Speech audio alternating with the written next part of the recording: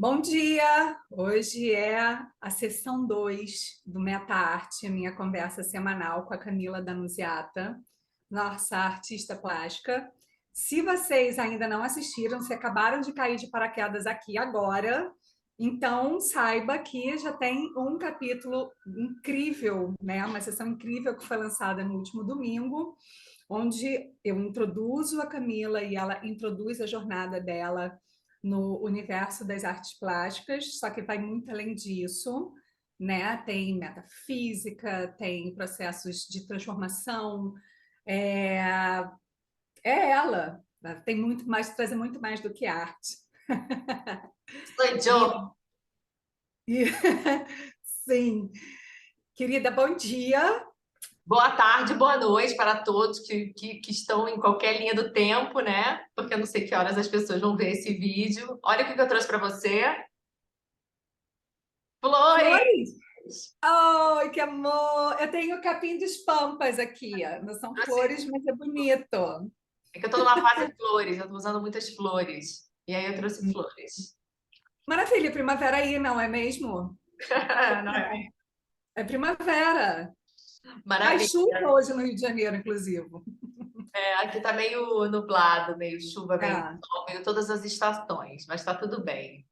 Bom, Bom, deixa eu dar um alô, então. Olá a todos, né? Vamos aí nessas perguntas mágicas de Joana Cocarelli, a top jornalista número 1 deste Brasil. barely. Mas vamos lá, mas com muita vontade de entrevistar, muita mesmo, vontade de descobrir as pessoas, que é uma das coisas que eu mais gosto.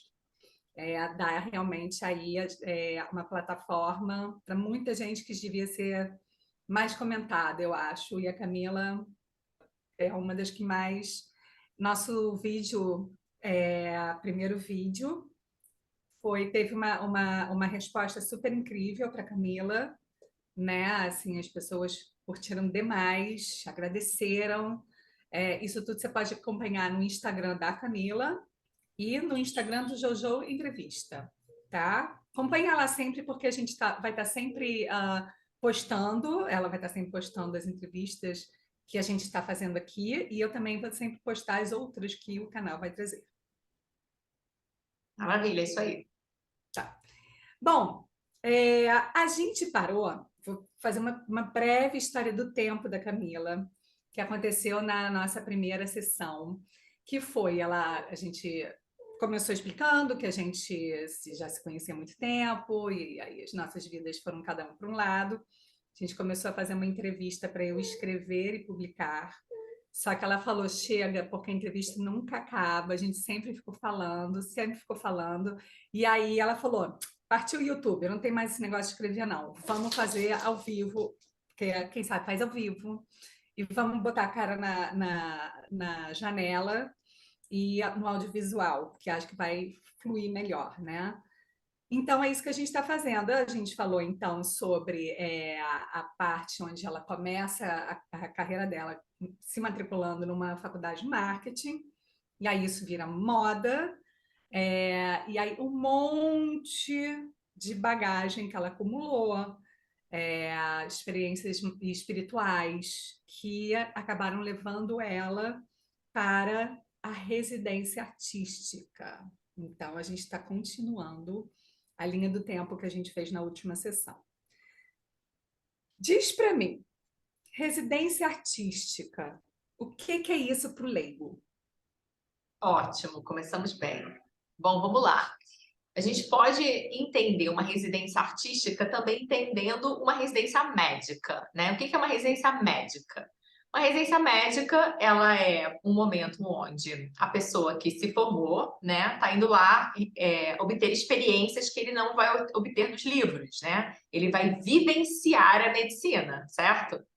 Sim, A residência artística é uma coisa que não é muito falada no Brasil. Acho que pode ser de uns 10 anos para cá, pode ser que melhorou um pouco, mas eu ainda acho que é zero, inexistente no Brasil, pelo tamanho do Brasil.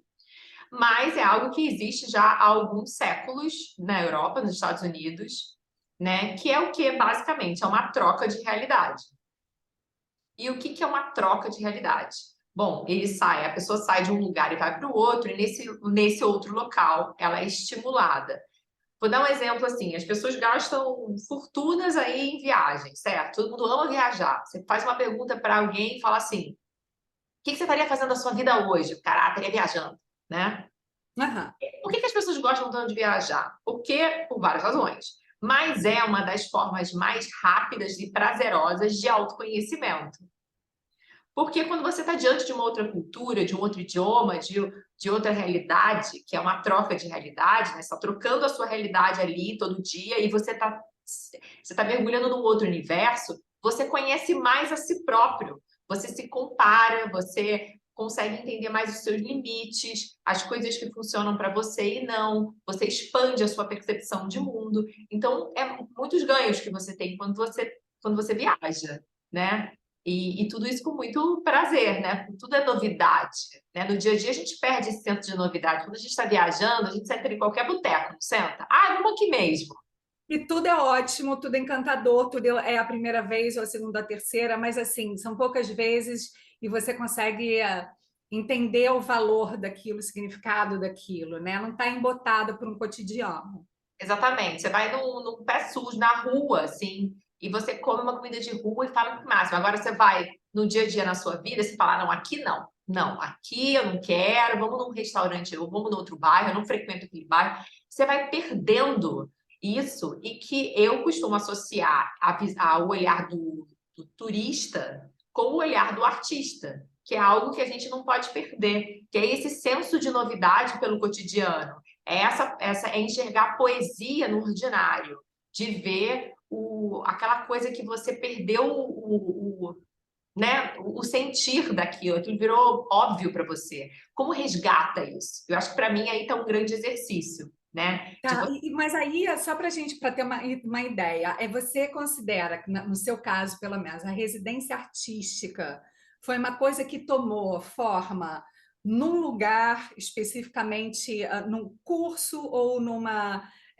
trabalhando junto a outros artistas? Como é que foi essa residência para você? Ou se foi a simples capacidade adquirida de realmente começar a olhar a realidade de uma outra forma, totalmente diferente depois de todos os processos super fortes que você passou, que a gente contou na outra sessão. Como é que você define a sua residência artística? Então, quando eu tinha os 20 anos e morava no Rio, eu queria fazer parte de um lugar que eu não sabia que era uma residência artística. Eu sempre quis fazer parte de um lugar que me estimulasse criativamente, que eu pudesse trocar com outras pessoas. Então, isso sempre ficou no meu entorno. Eu não sabia que esse era o nome. Até que eu fui, isso foi vindo até mim, né? Acho que tem um algoritmo aí que acontece, sempre aconteceu, né? Não é uma coisa da internet. E aí, vindo para São Paulo, eu entrei em contato mais com essa realidade. E aí falei, bom, eu acho que eu preciso de um lugar, né? Eu poderia sim pegar a minha mala e viajar e ir para outro lugar e fazer uma residência na Europa, mas não, eu achei mais interessante. Eu abri um espaço, porque eu estava nesse movimento muito de troca, de conhecer gente, de ir para o mundo. E então aluguei uma casa e fiz dessa casa a minha residência pessoal e também um programa de residência artística lá dentro. E aí fui estudar e mergulhar e entrei numa plataforma que se chama Resartis, que é uma plataforma que tinha o meu perfil lá. E é uma plataforma como se fosse, uma rede social. E lá tem, você pode botar por região, e aí vai estar lá, quero ir para o Japão. Aí vai ter lá a listagem. E aí, dentro de residências artísticas, você tem residências artísticas que são instituições, que o artista ganha um salário para estar lá, né? E tem artistas e tem residências como a minha, que eram residências independentes, que aí o artista paga para estar lá, porque na verdade vai ter todo um entorno que vai ajudar com que ele se estimule, vamos dizer assim. Então ele está lá para ser estimulado. Está lá Sim, para. então era um lugar físico que você ia, tinha outros artistas também em residência, é isso? Não, não era que eu ia, eu aluguei uma casa, eu iniciei um programa de residência da minha cabeça. Eu tinha, Entendi. né? Então era uma residência artística auto feita só para você, por você, para você, é isso? Não, assim, com o meu desejo de habitar esse lugar, eu aluguei uma casa em Alto de Pinheiros Tinham 4 quartos, era uma casa de 500 metros quadrados, gigantesca. Só que caiu na minha mão, né, para coisas do universo, uma casa que parecia já uma galeria de arte. Era uma casa de concreto dos anos 70, do Buyotaki, toda de um bloco de concreto. Então, Uau! ele já tinha uma cara já chamando para isso. E a casa estava meio esquecida ali, apagada, né? Não tinha. E aí eu aluguei, morei na casa e aí comecei a fazer projeto na minha cabeça, porque eu sempre fui uma pessoa de enfiar o pé na porta. Eu não fico muito pensando demais. Eu sou muito passional. Eu penso e já quero fazer logo, sabe? Eu já quero fazer logo, não sei por quê. Então eu comecei a criar projetos de design, projetos de arte, fazer exposições, entrar em contato com artistas. Oi, tudo bem? Meu nome é Camila, eu estou fazendo uma exposição XPTO. Era assim, entendeu? Então, assim, tô super surpresa. Gente, olha só, eu fico surpresa como vocês. Apesar de eu conhecer a Camila há muito tempo, tem milhões de histórias que eu estou descobrindo juntinho. Então, assim, eu sempre imaginei uma residência artística, tendo, às vezes, um mentor, que é um artista, várias outras pessoas fazendo isso ao mesmo tempo. Você está trazendo aqui que você, então, criou realmente a sua residência artística, que era onde você morava, e você começou a fazer movimentos, experimentações, Uhum. sozinha na sua casa linda do Rui Otaki. É Sim, isso? é isso, mas por isso que a mentoria começou lá dentro. Por quê? Porque quando eu comecei a mergulhar nesse assunto, eu vi que tinham tem todo tipo de residência artística no mundo e cada um faz de um jeito, né? Ok. Você tem as instituições lá que fazem, que sim, tem um curador que acompanha, e daí tem os Isso. workshops e tem nananã. Na verdade, nessa época, não me considerava uma pessoa de curadoria, né? E aí começaram a me chamar de curadora. E aí eu falei assim, não, eu não sou curadora, eu sou e também agitadora cultural, uma pessoa que está ali à frente fazendo acontecer o rolê, trocando em miúdos, é isso. Uhum. Só que, assim, eu não tenho um olhar de uma empresária. Eu sempre tive um olhar de uma artista que queria explorar o mundo. Então, eu me beneficiei, claro, porque eu estava trazendo para aquele lugar mil coisas para acontecer. E, naturalmente, eu comecei a tomar posse de um local de mentoria. Então, não é que eu acordei e falei, eu vou fazer mentoria. Não, o negócio foi me colocando nesse lugar, porque as pessoas vinham até mim pedindo conselho, perguntando o que eu acho. Começou com uma conselheira. E aí as coisas começaram a entrar num porte com um conselho durava 4 horas. E aí eu E falei, você recebia dentro da sua casa as a minha pessoas? E você ela acabou virando um hub, então. exatamente, um hub. Tinha festa, Joana. Era uma loucura. Teve uma vez que teve uma festa que quase destruiu a casa inteira, ficou sem água. Começou a dar muita gente, assim. Eu fazia exposição assim, toda a exposição tinha uma abertura, tinha encontro de almoço, de jantar, workshop de empresa. Eu acabava alugando a casa para evento. Olha, foi tudo, assim. Eu experimentei tudo. Eu não fechei a porta para nada. E tinha muita gente que estava começando nessa época, e que hoje já está bombando por aí, e que começou lá. E aí eu comecei a ver na prática como no Brasil a gente não tem um lugar exploratório, tanto até na arte pode até ter mais, mas no design não tem um lugar de fomento, não tem um lugar de só experiência. Você tem a faculdade e depois a pessoa tem que se jogar no mercado. Não tem um entre, sabe? Que é um Uhum. laboratorial mesmo, um espaço de laboratório, de troca e tal. Então eu acabei sendo essa pessoa também sem muita experiência, mas também tinha muita gente que também não tinha experiência. Então a gente juntou. E aí dentro eu comecei a fazer as minhas meditações lá dentro. Comecei lá que começou esse processo de espiritualidade. Então lá tinha umas meditações com tambor. Tipo assim, tudo que eu achava legal fora, pessoas, eventos, coisas, eu trazia para casa.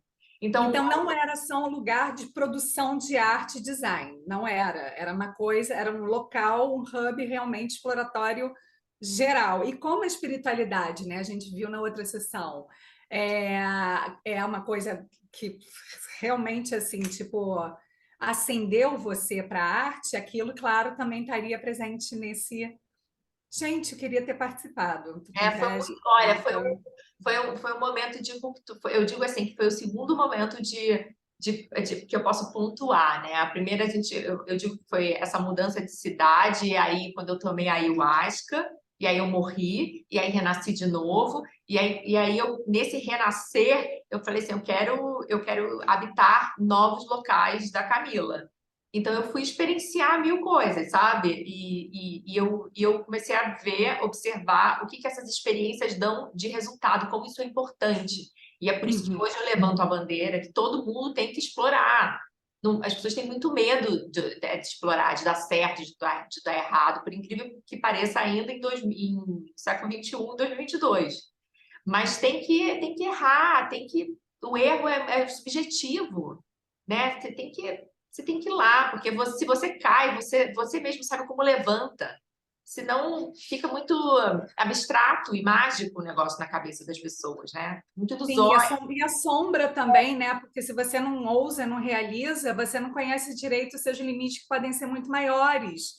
E fica aquela ansiedade em tudo que não é experimentado, né? Acaba podendo gerar ali um fantasma, digamos assim. E fora Deixa eu te fazer assim, uma pergunta. Desculpa te cortando rapidinho. Que tipos de atividades rolavam na casa? O que que você fazia no dia a dia e o que que acontecia de especial lá? Que atividades? bom, nessa época eu estava ainda, estava no meu momento trabalhando com brand de marcas de bens de consumo, né? Que eu te falei que caí lá de meio de paraquedas, fui fazendo. E só que assim, era bem rentável, então eu conseguia manter a casa, porque a casa era um aluguel bem caro. Então eu conseguia, apesar de as pessoas acharem que eu era herdeira, que estava habitando aquela casa, não, eu estava pagando, estava trabalhando pra caramba para manter aquela casa. E nisso, assim, você começa a entrar num lugar de maternidade, né? Porque você começa a ver como tem tanta gente precisando e aí também gente precisando de recursos para realizar os trabalhos, né? Hoje em dia é muito difícil no Brasil, aqui em São Paulo, cara, você é um designer, eu falo isso muito do design, que eu vivi esse mercado também no mercado de arte, né? Você fica meio refém ali, esperando alguém te chamar. Eu acho isso assim, fim, cara. Você, tipo, eu gasto uma fortuna com o meu trabalho, com tempo, com várias outras coisas que eu tenho que explorar, e eu tenho que ficar esperando alguém me chamar. Eu acho isso assim, e esse ponto é um vácuo que tem, sabe? E o artista precisa explorar, o designer precisa explorar, então fica muito solitário. Então acabou que era um lugar para isso.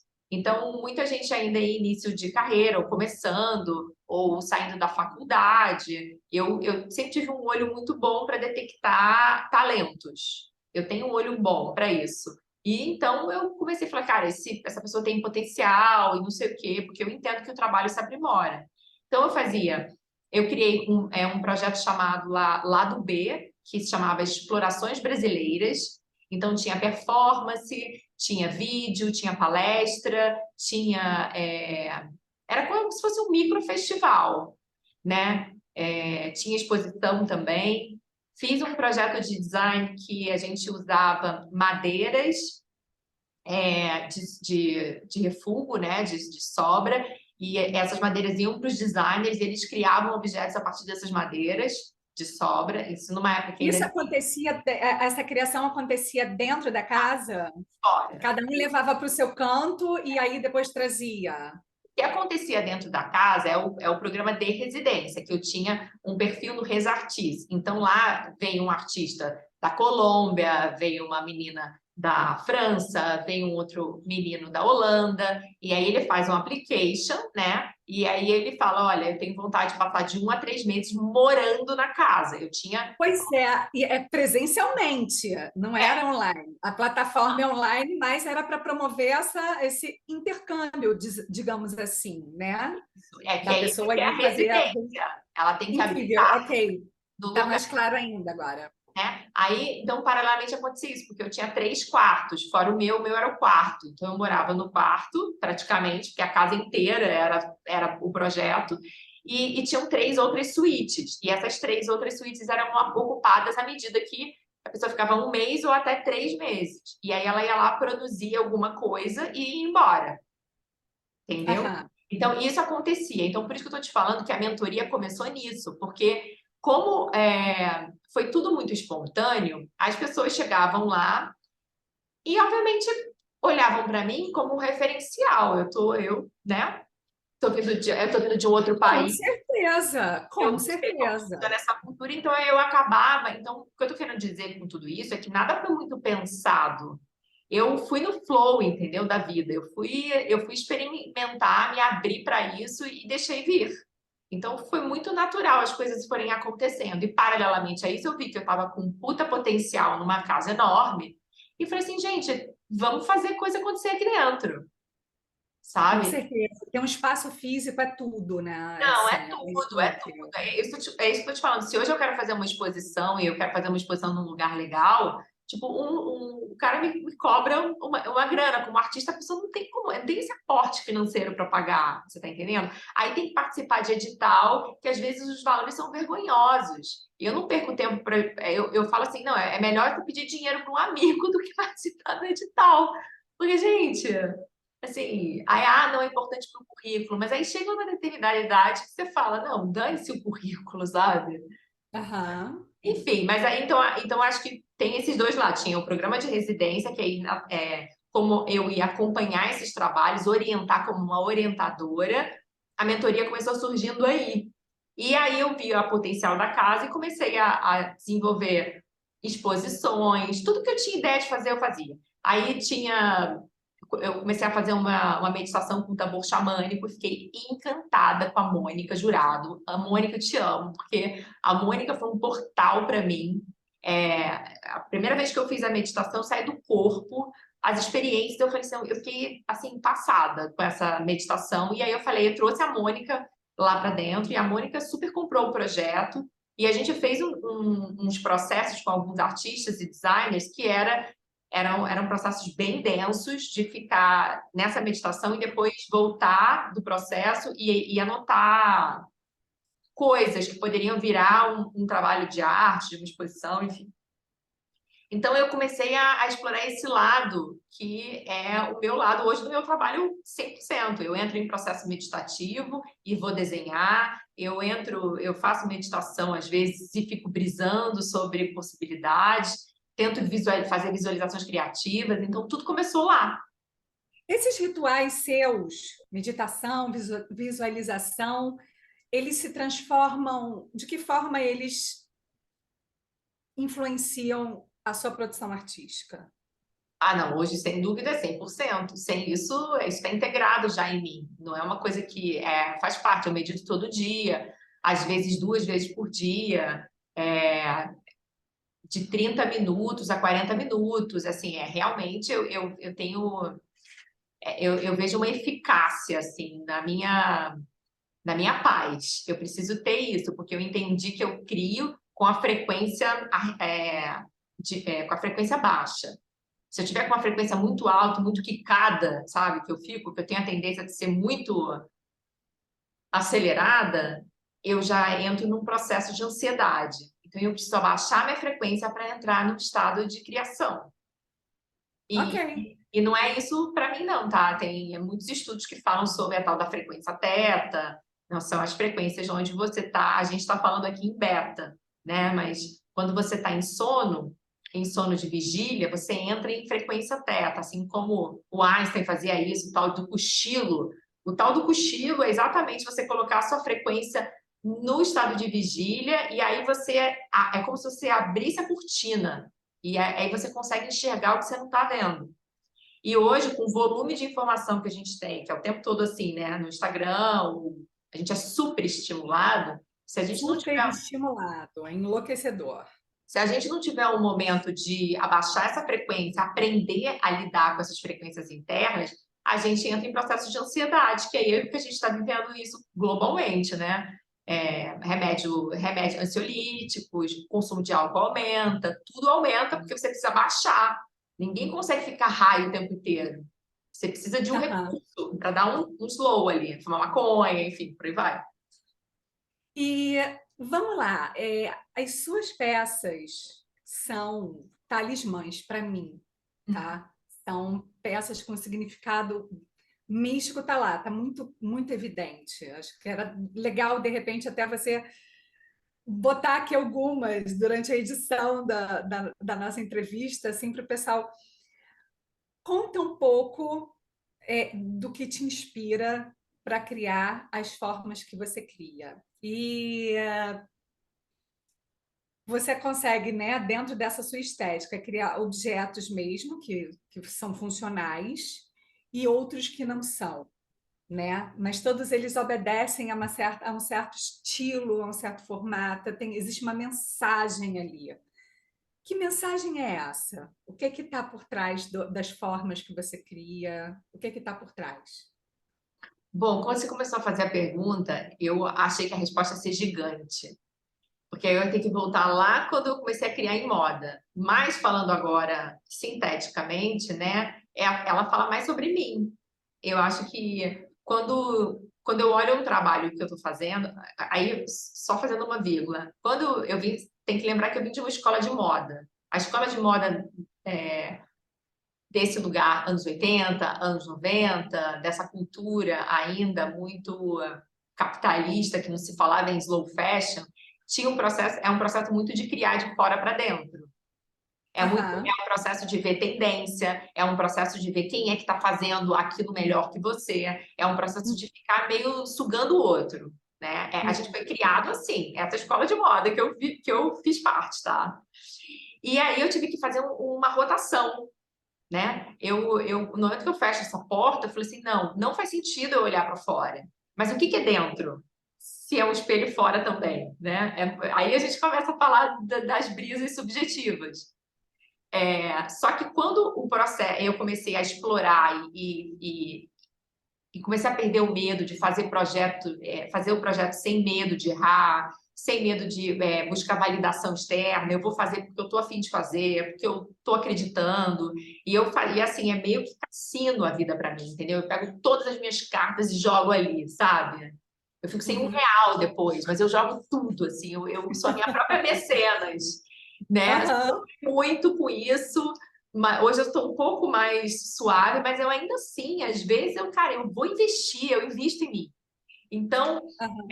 esse processo interno, ele hoje está também integrado, porque eu não vou saber te dizer o que significa, mas teve um momento que eu falei assim, peraí, o que eu estou criando aqui? De onde está vindo isso aqui?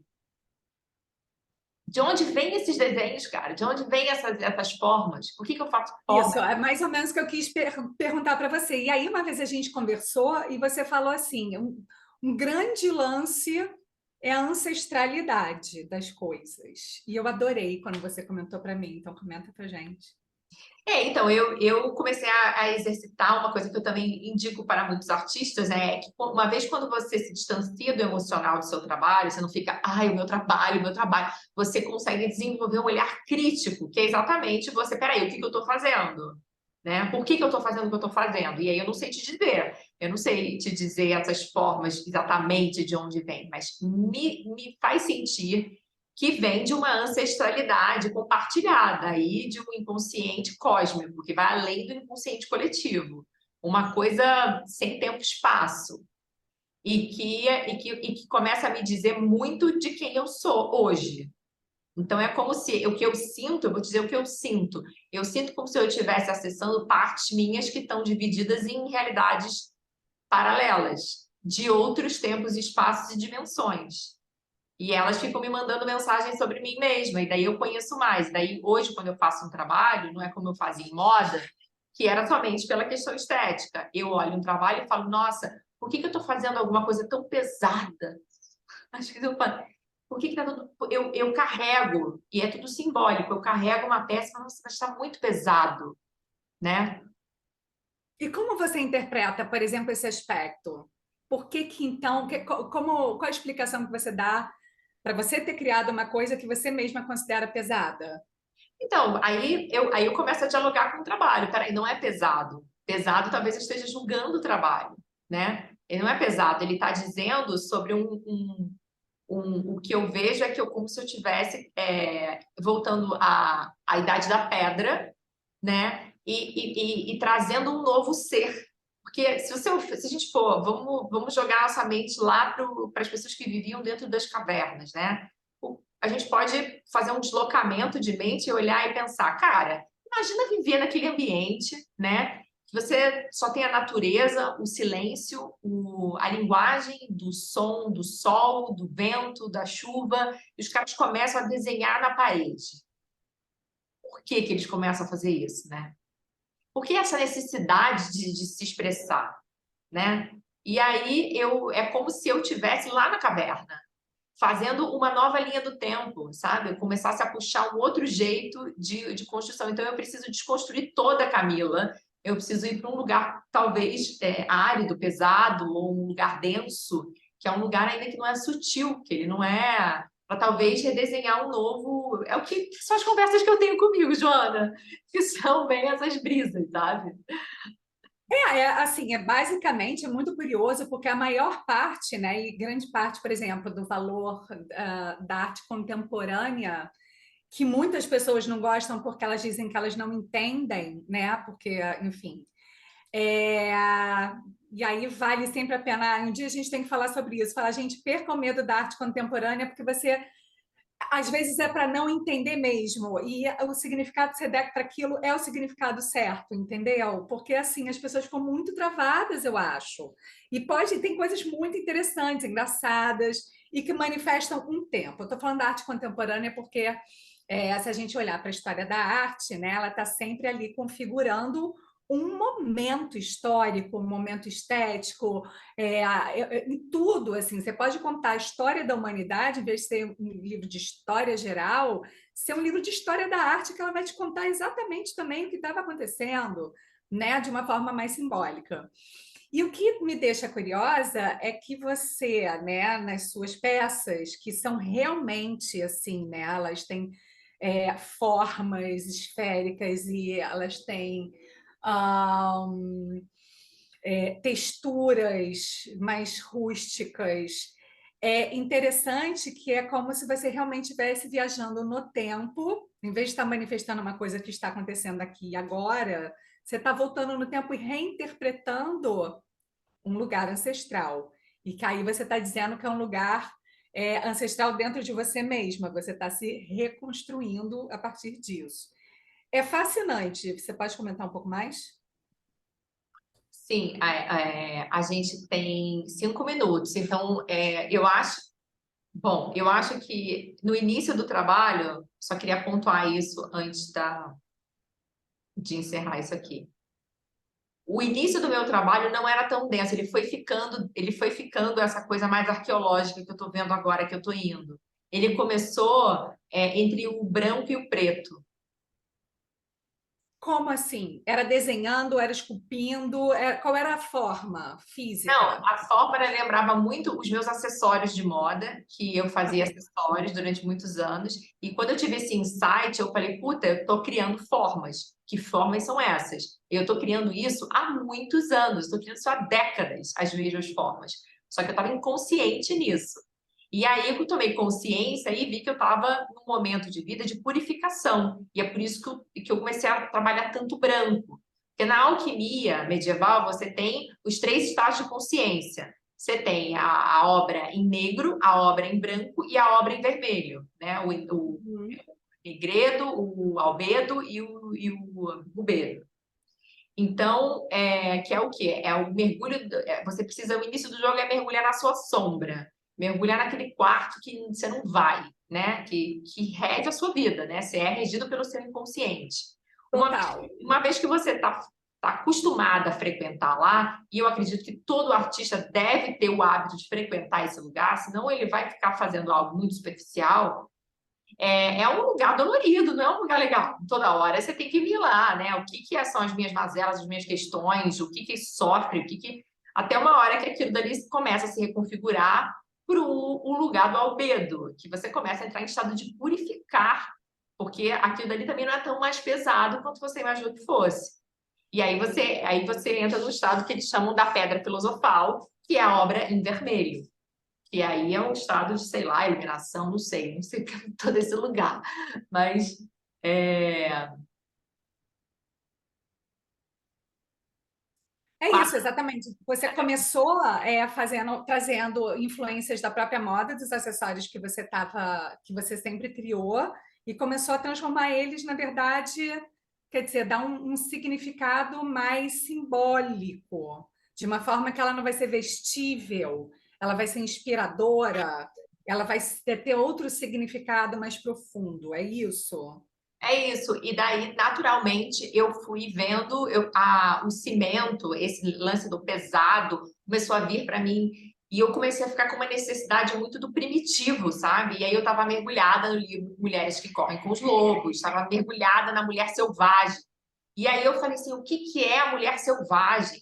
Cadê a mulher selvagem? A mulher selvagem é não depilar o braço, é ficar cabeluda, é isso que é selvagem? Né? E talvez isso não seja tão literal, dizer que isso é ser selvagem. O que que seria selvagem simbolicamente, né? E aí eu também não fico fazendo um negócio literal, tá? Eu não vou ali, não é sapato combinando com a bolsa, eu costumo dizer. Eu não fico ali, tá bom, agora tem muita artista que cria assim, né? Mas eu não consigo. Ah, eu li isso aqui, agora eu vou fazer isso aqui tal qual literal. Não, eu não consigo.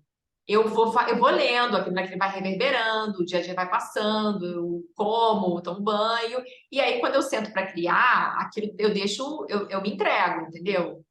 Deixo ir, aí eu desenho, aí depois do desenho aquilo vira uma escultura, e depois não vira nada a ver com o que eu desenhei, o negócio vai entrando numa alquimia.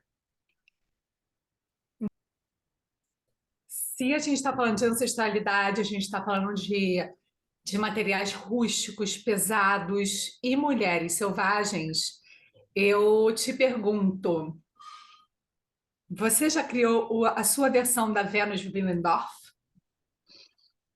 Pois é, não criei, mas eu criei umas mini deusas pequenininhas que são referências às deusas sujas. E tem as deusas. Sujas mesmo ou isso é um nome, não sei, ancestral ou não sei, é de outro lugar, ou é sujas mesmo no sentido de imundície? Não, tem no livro Mulheres que Correm com os Lobos, tem um capítulo sobre as deusas sujas. As deusas sujas são mulheres mais velhas, né? Geralmente são mulheres muito que ela considera, eu não sei o termo que ela usou no livro, mas são mulheres muito com muita presença, mulheres opulentas, assim, né? Mulheres, né?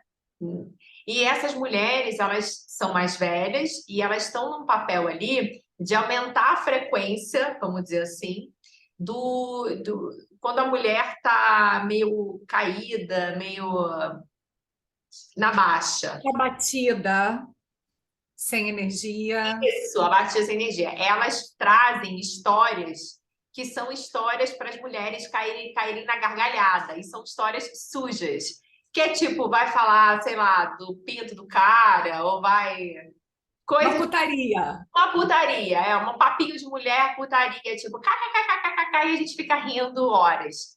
Então as mulheres sujas elas estão ali para trazer esse lugar do riso, esse lugar da leveza das situações, e isso faz com que aumente a frequência das mulheres. Interessante, porque, inclusive, você está dizendo que elas são mais velhas, né?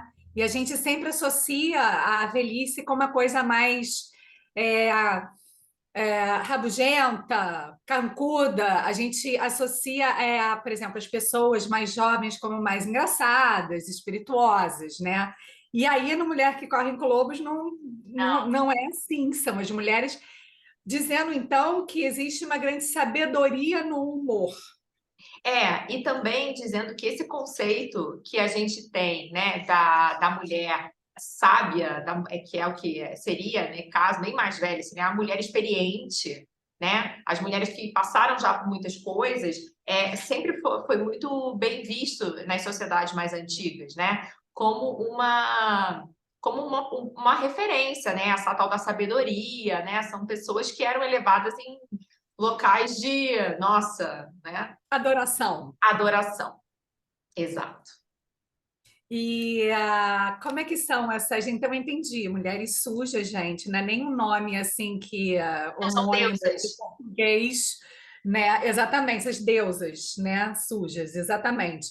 São sujas mesmo no sentido de Danadinhas, com uma narrativa engraçada que, na verdade, energiza essas mulheres mais jovens, né? Inspira, né? Elas recarregam a bateria ali no humor. E, assim, é um conceito que eu adoro. Então, como é que são essas bonequinhas que você criou? Então, aí tem algumas facetas do trabalho, né? E tem trabalhos que eu faço para o mundo e tem trabalhos que eu faço para eu ter, para o meu processo criativo, não é? Elas podem ser o trampolim para virar outras coisas.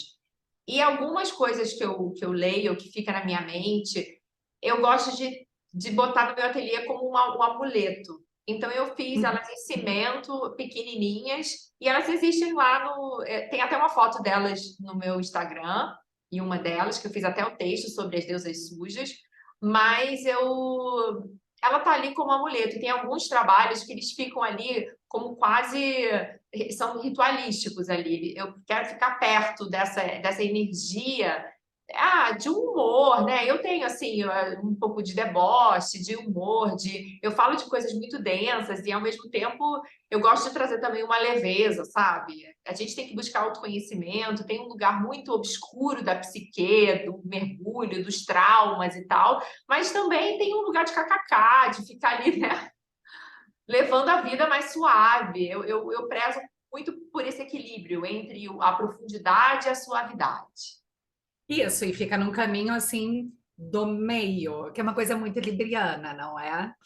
Bom, eu queria voltar aqui para um conceito que você chegou a mencionar na última sessão, que a criação, toda criação é a arte.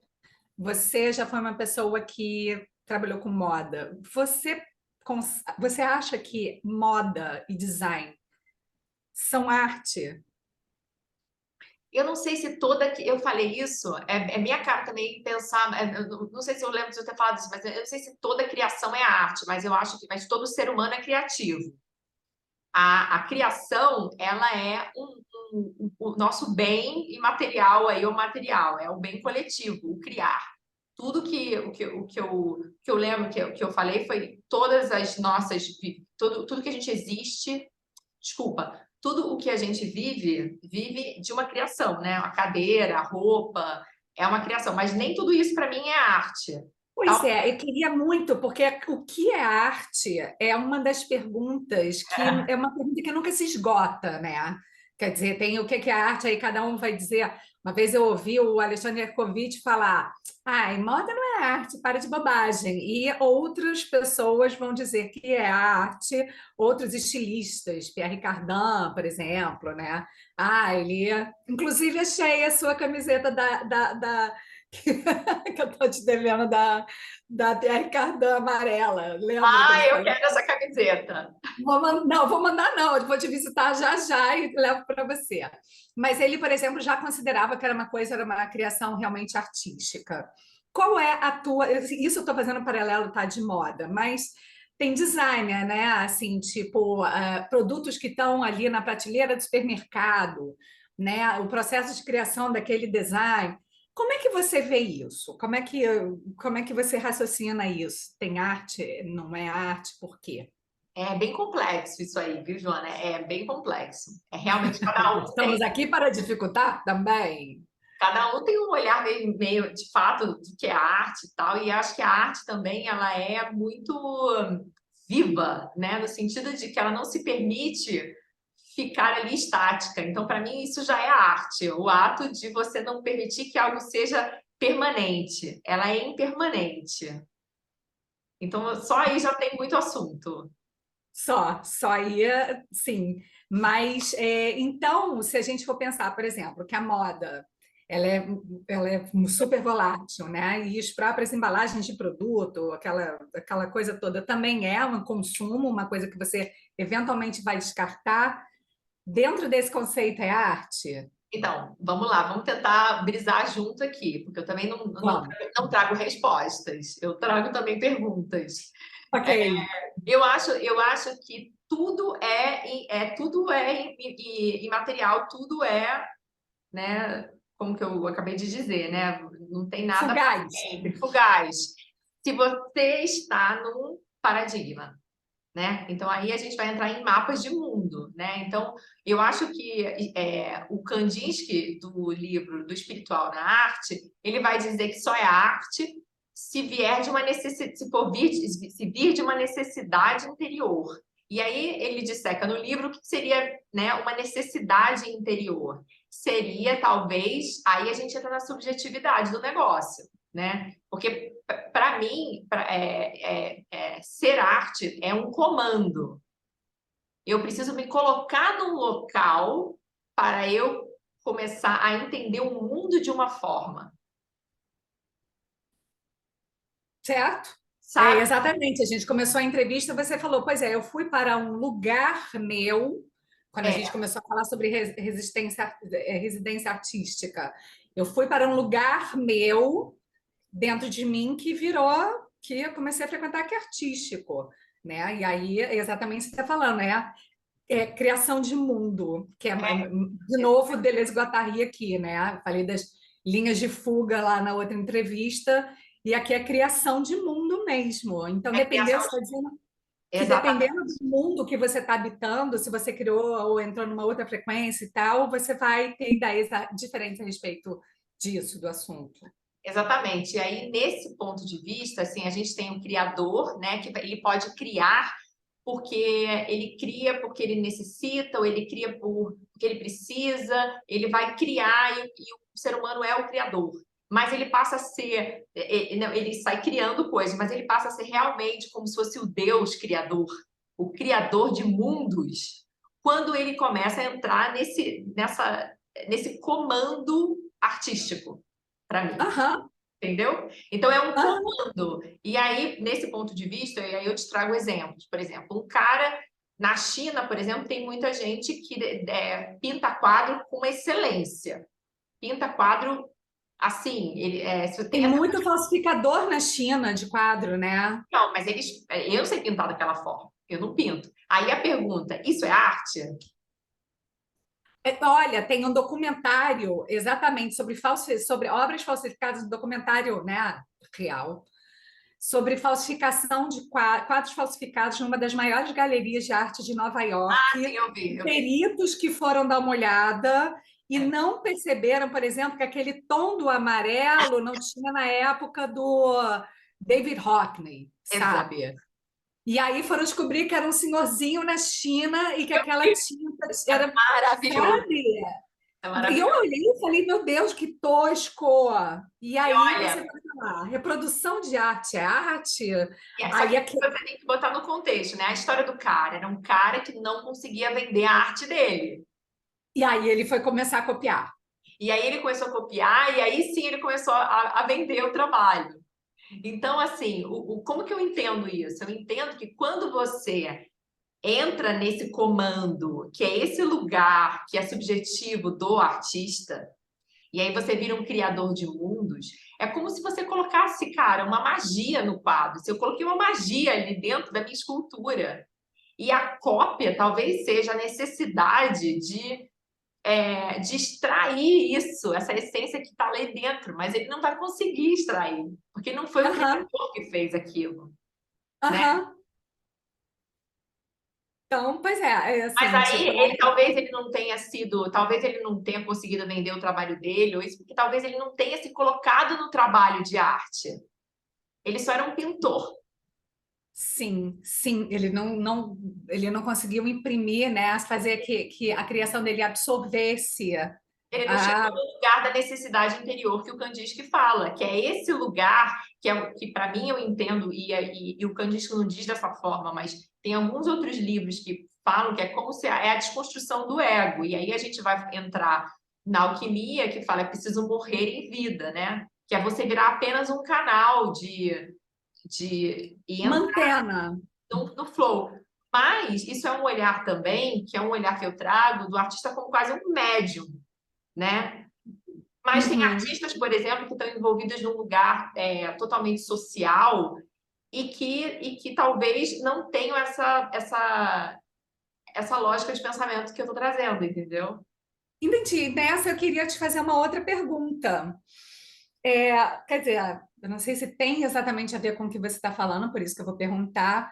esse pessoal, né? O artista mais social, vamos colocar assim. É, ele é um artista que precisa de validação externa para criar. Bom, aí eu não sei, né? Acho que É um cada. artista que ele está criando, ao contrário daquele que mergulha dentro dele, que vira exatamente um canal, uma antena, né, que passa por ele.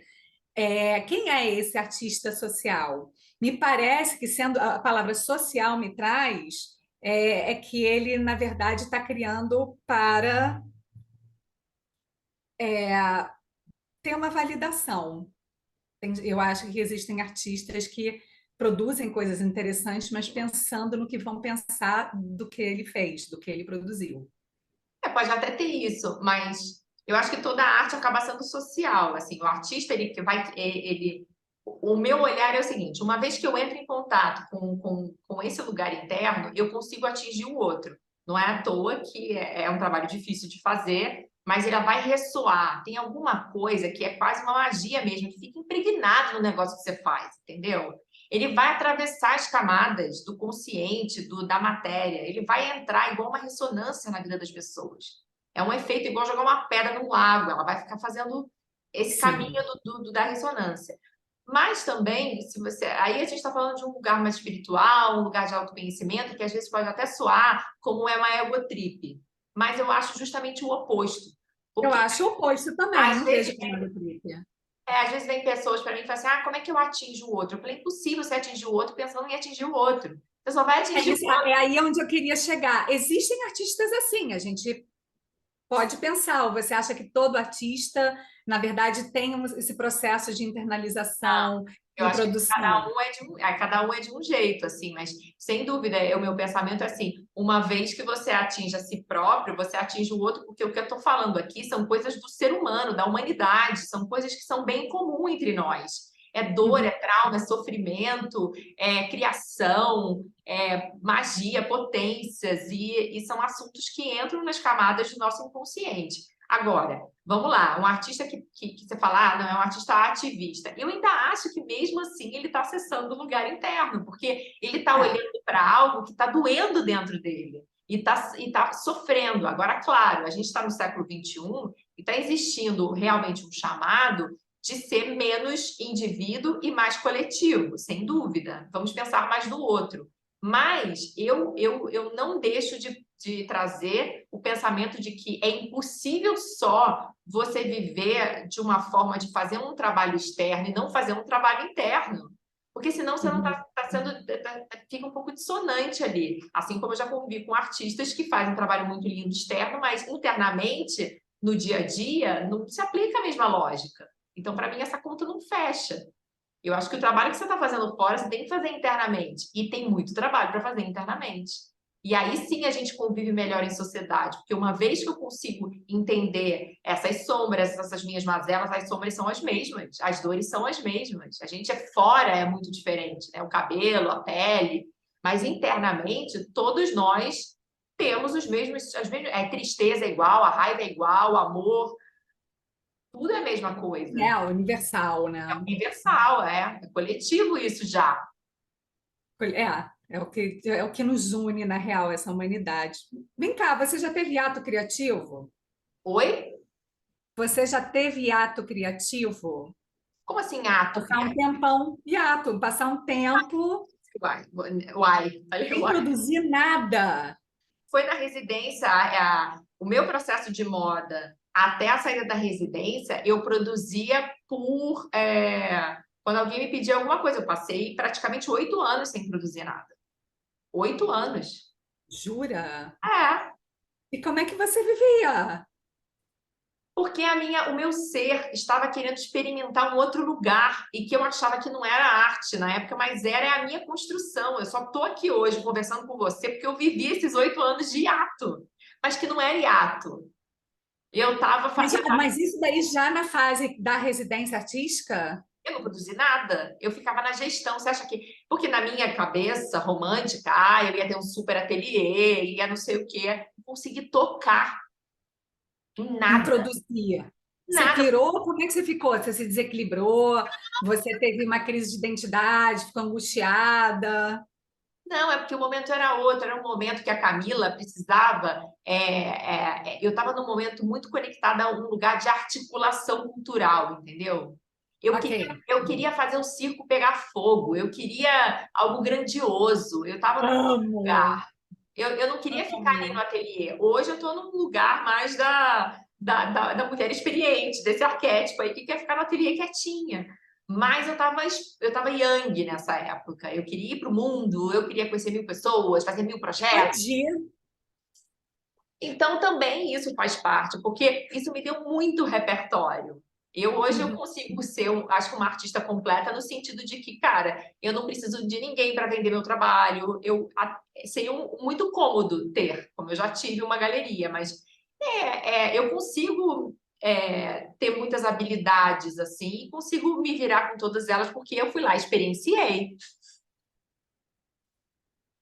Você tem medo de um dia não conseguir mais criar nada? É Se é que você acha que isso é impossível, possível? É impossível, né? é impossível, já é impossível. Mesmo se eu fique sem um membro. Aham. Só se eu virar um vegetal, aí talvez não seja o momento de ficar mais nesse plano, aí tem que ir embora. Mas o ser humano, ele é criativo por existir. Todo momento você cria. Quando você vai ao supermercado, quando você pensa no que você vai jantar, e você tem que criar essa realidade de sair de casa, ir para o supermercado, isso tem que entrar num processo criativo dentro de você. A gente cria a cada fração de segundo. Criar é da natureza humana. Uhum. Tem a ver com a inteligência? Não.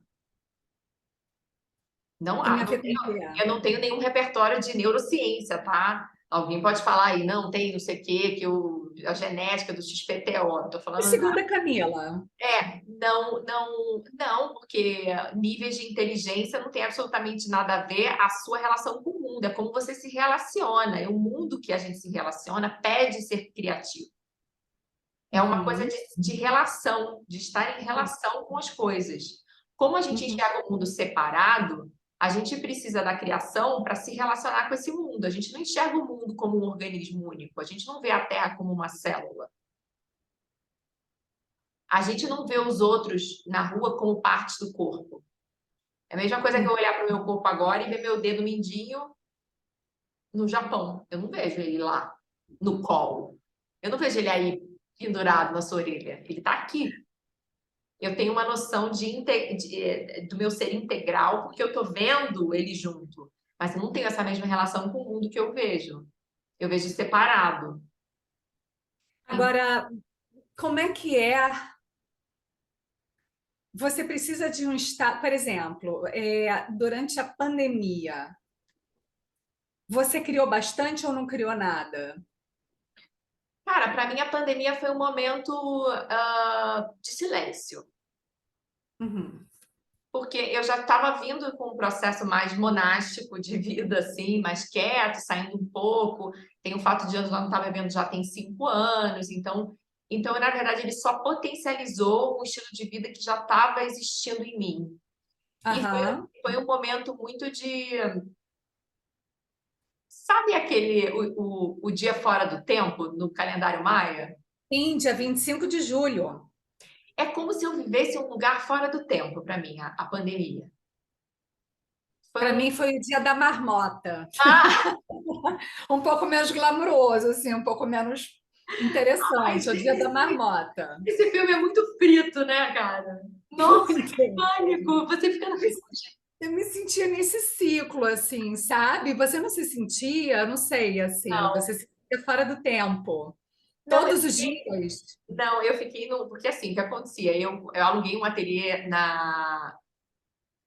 no Bom Retiro. E eu saía muito na rua. Eu saía, gente. Eu saía na rua e não tinha ninguém na rua. E aí eu tinha uma sensação de apocalipse, de fim do mundo. Inclusive, aconteceu uma cena muito, um ensaio sobre a cegueira.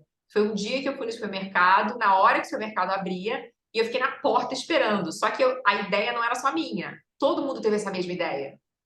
Tava um monte de gente lá. E aí tinha um monte de gente lá. E aí deu, sei lá, 7h05 e o supermercado não abriu. E aí uma mulher começou a bater na porta do supermercado, desesperada. Abre, já tá na hora de vocês abrirem, eu quero entrar. E As aí pessoas cena, surtaram, né? aquela cena ficou. Eu fiz uma foto mental naquela cena, e naquele momento eu falei: bom, acabou o mundo. O mundo acabou.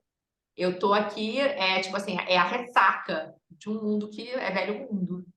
Então agora eu preciso juntar meus cacos e reconstruir. Talvez seja por isso, agora pensando alto aqui com você, por isso que meu trabalho tem ido tanto para esse lugar primitivo. Porque eu senti uma necessidade. Quando é que começou essa fase primitiva sua? Putz, boa pergunta, mas eu acho que foi o ano passado, é recente. Tipo, foi ainda na pandemia? Uhum. Olha, Que eu peguei mais olha esse lance só. esse lance do cimentão mesmo, cru, dos símbolos, da escultura grande, pesada, como se fosse um totem. Imaginava ele no meio de uma floresta, aquelas figuras meio incas, sabe? Mas ali, Sim, sim. mas é como se eu tivesse redesenhado aquelas estruturas. Não tem cara de carranca, sabe? Não tem cara de. É esse o E é nome? interessante Carranca? isso. Tem os totens, tem as carrancas também, que elas vão né, ali na frente dos barcos, navegadores. Isso.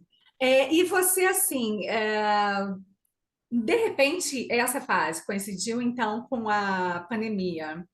Não é uma coisa também fim de mundo, mas recomeço de mundo, tipo, voltamos às cavernas. Acho Será que, que tem essa sem dúvida, eu pegada? acho que tem um pouco dos dois, né? Porque nada é também só uma coisa só. Eu acho que tem um pouco dos dois. Tem um trabalho que eu venho fazendo há muito tempo de resgatar também todos esses fragmentos da Camila espalhados por essas dimensões aí, né? Uma coisa me puxando para ir para um lugar muito paleolítico, muito primitivo, muito árido, muito desértico, muito seco, muito é como o início da humanidade, sabe? Como uma recriação ali, sem recursos, sem nada, sem internet, sem nada. Parece que é como Por se isso fosse. que eu associei ao fim do mundo como a gente conhece e voltamos a lutar com paus e pedras, sabe aquela expressão? Por Sim. isso que eu assim, estou pensando aqui nesse ciclo. Eu estou investigando você, assim, tipo, porque para mim, como entrevistadora, uma super curiosa, de vez em quando eu mesma quero entrar dentro da cabecinha e saber assim, será que é isso? Vamos lá. Então, o que você está me trazendo, não sei, me inspirou a esse tipo de cenário. Eu acho sempre muito curioso entrevistar artistas, tá? Porque são, para mim, um mistério em si. E você está, enfim, trazendo aqui, aí eu fico aqui especulando. Foi uma perguntinha bem pessoal minha, tá, gente? Mas você também é artista, né? Então eu acho que Sim. acaba que a gente vai se retroalimentando, né? Porque é muito interessante a pergunta e às vezes você sabe a coisa até falar, né? Aí você fala, nossa, eu nem sabia, você não sabe até falar. Aí você fala e você, nossa. Eu te perguntei do hiato criativo, porque eu tive um que, que rolou de 2018 até praticamente esse ano. Por Hum. exemplo, eu não consegui fazer uma criação durante a pandemia, não dava. E eu me culpava muito assim, será que eu estou sendo preguiçosa? Ou será? E eu falava, cara, e a minha impressão era, eu sinto às vezes que eu estou fazendo mais do mesmo. Eu queria experimentar com outros materiais, eu comecei, né, de novo apresentando, mas eu faço colagem de papel, tesoura, que nem jardim da infância. E aí eu comecei a bordar em papel, então, assim, tipo, com linha e agulha, né? Desenvolver umas outras técnicas. Mas, assim, só recentemente eu fiz as pazes comigo mesma, entendeu? Eu comecei a ficar tão crítica em relação à minha criação que eu parei de criar. Por isso também que eu perguntei para você, que você vê realmente como parte de mim, às vezes, essas coisas, sobre a validação externa, porque às vezes você nem precisa mostrar para as outras pessoas e querer a validação dela. Às vezes você cria e não se valida, que era o que começou a acontecer comigo. Eu comecei a criar e eu falei assim, detesto isso, detestei.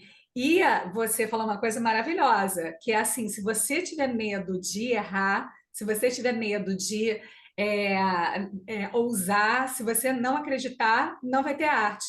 e eu acho que isso se traduziu, o resultado foram vários anos aí sem eu conseguir criar. Você nunca passou por nada disso, você falou, né? Mas aí é que tá, né? O que você está me dizendo agora é o que muita gente vem falando para mim nos últimos anos, né? Assim, eu tenho as coisas que Na sua mentoria.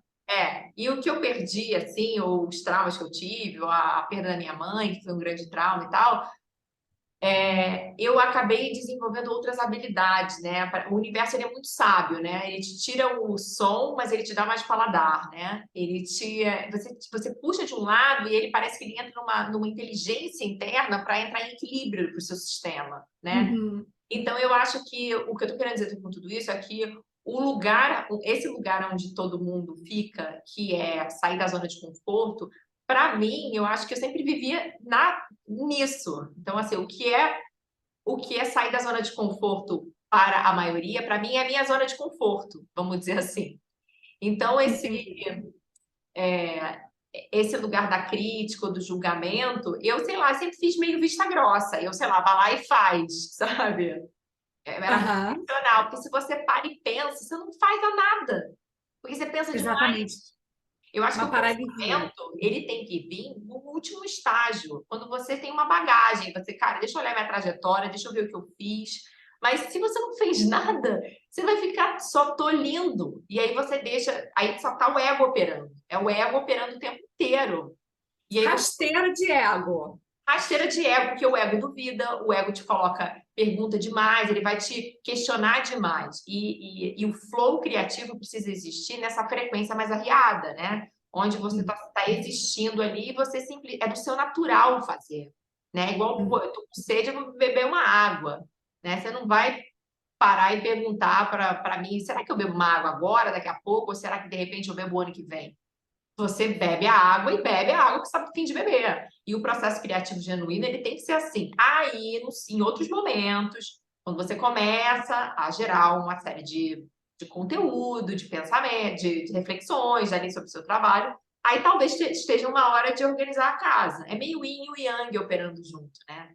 É o momento do yin, esse momento interno, do feminino, do noturno, do frio. E aí depois você tem que expandir aquilo, né? É o yang, tem que jogar para fora, tem que solar, é quente, tem que expandir, tem que organizar, tem que ser sistemático. Se você tiver com um a mais e o outro sem, você fica capenga, não anda, fica faltando. Aham, Então, é aham. expandir e contrair, igual a respiração.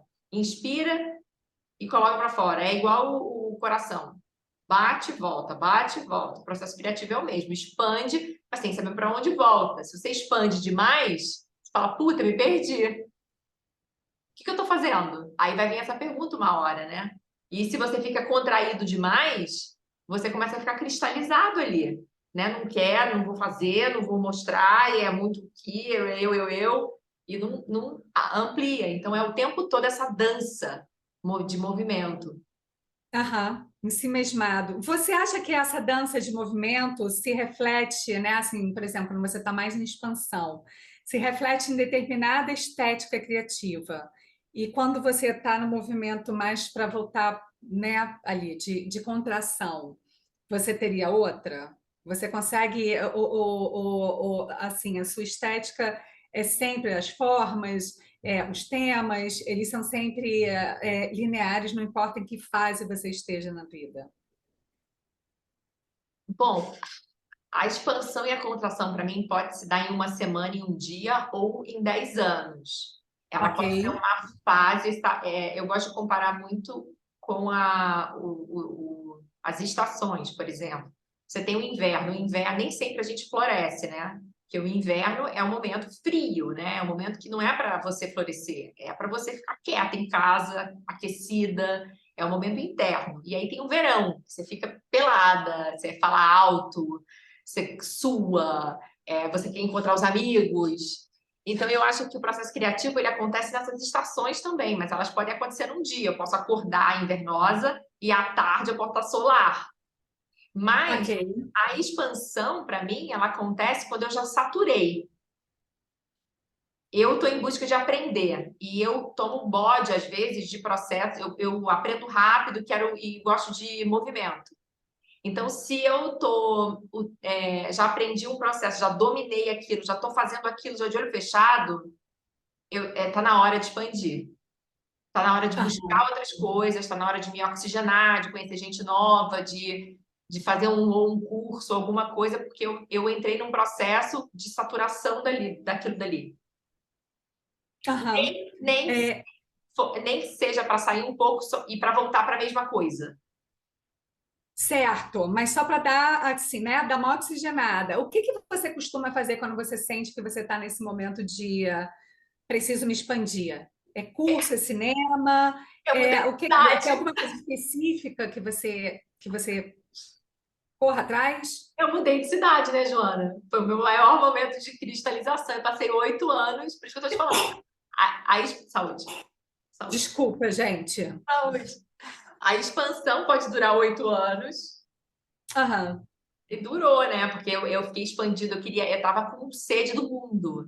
E agora eu tô no momento de contração, né? Eu tô no momento de produzir, de entender minha trajetória, de ver meus aprendizados, de ficar quieta, me relaciono com poucas pessoas, pessoas mais de conteúdos mais profundos, fico muito tempo em casa. Eu tô numa fase, mas eu passei praticamente 8 anos em expansão. Entendi. Tem micro expansões, né? E Sim, tem micro. que acontecem ali, é É. claro. E micro, às vezes, durante uma semana você estava tipo, já deu, preciso ir para o Rio, eu vou ver meus amigos. Uma coisa assim mais pontual, assim. Uhum. Bom, nosso Bom, tempo temos está se 4 minutos. esgotando. Pois é, o que que a gente vai fazer com esses 4 minutos? Vamos lá, pessoa criativa, dá uma ideia. Bom, o que que você acha que a gente falou de síntese que foi mais importante para você hoje que ficou? Ah, é impossível, porque assim, a gente passeia por muitos lugares, mas eu anotei até assim algumas coisas, viu, gente? Eu anoto, né? A jornalista está aqui baixinho, mas assim, anotei algumas ideias dela para depois trazer de volta na entrevista, e também algumas palavras-chave, tá? Que a gente falou hoje. É, Bom, eu acho que a gente passou por muita coisa. A gente começou, né, a explorar o conceito, falando do próprio conceito, né, que eu tinha uma ideia do que era uma residência artística, e de repente a gente descobriu aqui que você criou a sua própria residência artística sozinha com uma casa. Quer dizer, você criou um mundo de residência artística. Eu achei que você ia fazer uma residência, né, assim, um estágio, um internato em outro lugar que oferecesse essa residência artística. Isso para mim foi muito surpreendente, né? Quer dizer, você vive e existe de uma forma totalmente criativa, né? Se lançando. E aí, assim, super interessante saber da coisa da agitação cultural, bom, e assim, da simbologia, que é isso a gente vai explorar numa próxima sessão. E aí, atos criativos, o que é arte, que é sempre muito desafiador de falar. Eu acho que foi uma super viagem, querida. Exploramos muito hoje, foi nosso momento de expansão.